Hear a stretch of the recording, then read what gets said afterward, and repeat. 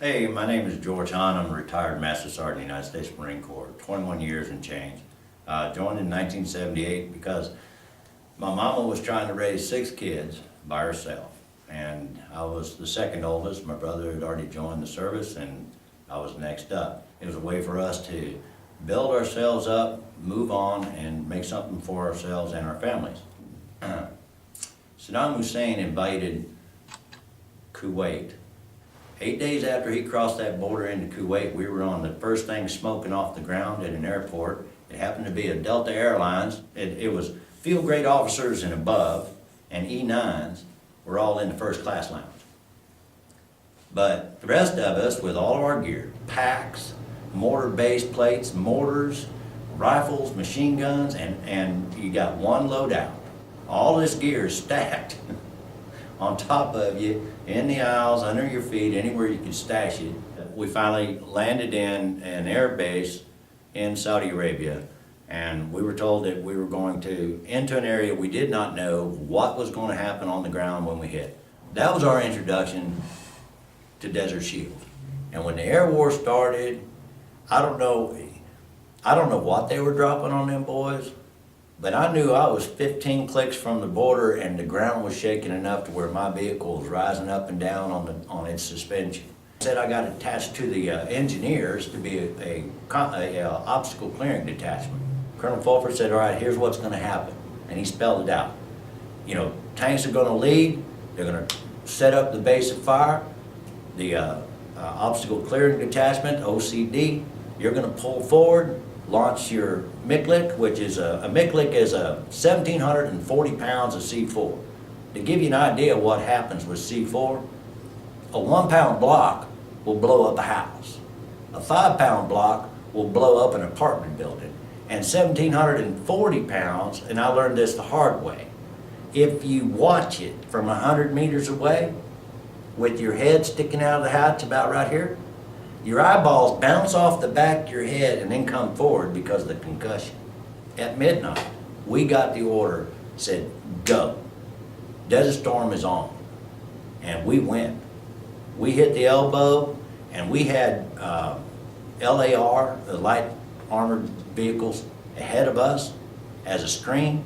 We had CAT teams that were basically like the old Rat Patrol. It was a Humvee with machine gun mounts or tow mounts. CAT teams were out on our flanks. And then we hit the minefields and the obstacles. We punched through the first one.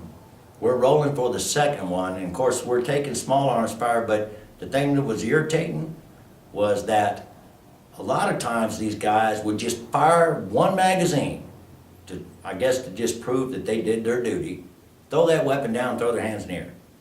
Now, that was really irritating because you're taking incoming, and as soon as that hands go up, you can't return fire. You couldn't see your hand in front of your face. People were trying to put rags across their face because I'm thinking, I don't know what's in this oil smoke, but it can't be good.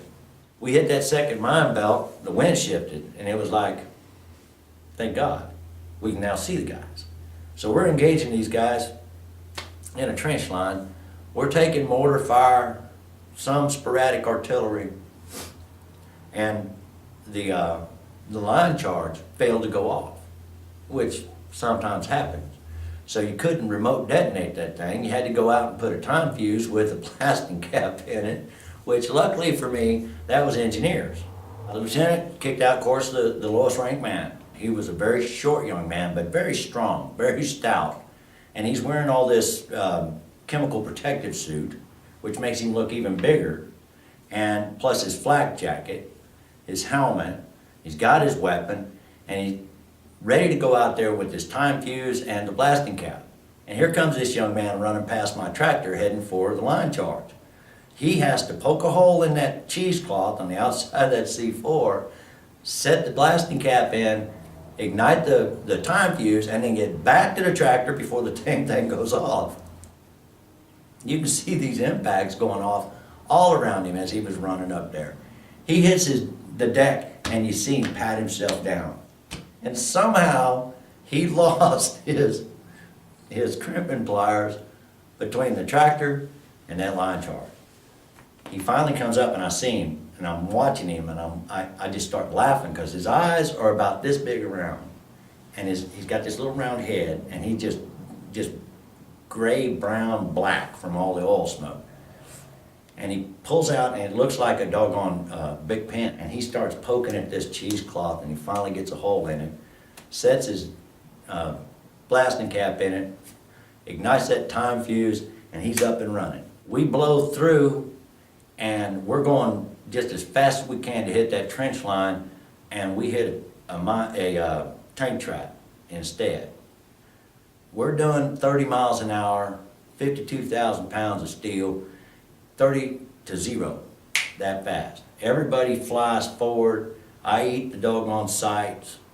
Aaron busts his mouth and his nose on the hatch, and it's just a mess.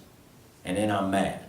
I've got 13 little crunchies. The engineers, they're stacked up like a pile of puppies inside the vehicle, got all this C4 rolled up on top of them, and they're hurt.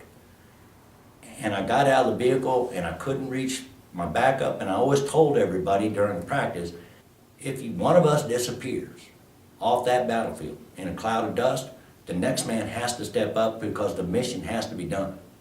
You roll forward. Mancini was screaming bloody murder. Get me through the breach, get me through the breach, because he's been engaged by tanks and saggers. He blows through, and the rest is history. We are on our way to Kuwait City. After the fighting had calmed down, we rearmed, refitted, and we were told we were going to turn and head into the flanks of the Republican Guard that was engaging the Army on our far left in Iraq itself.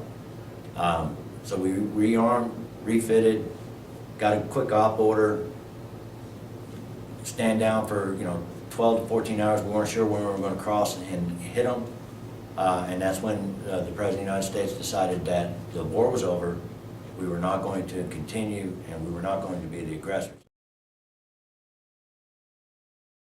Flew in, and of course, we were maybe a week or 2 weeks after the first one, so there were still people standing, even after all those days after the first initial returns.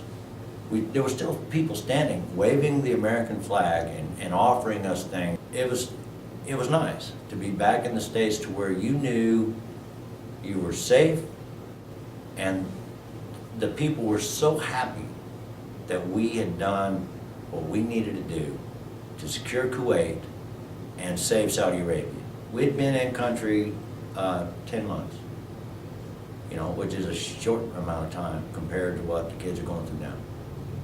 And that was one deployment, 100 hours of my life that will never, they changed me forever. And nobody can take that away from me. That feeling of pride that we did it. We whooped them in 100 hours.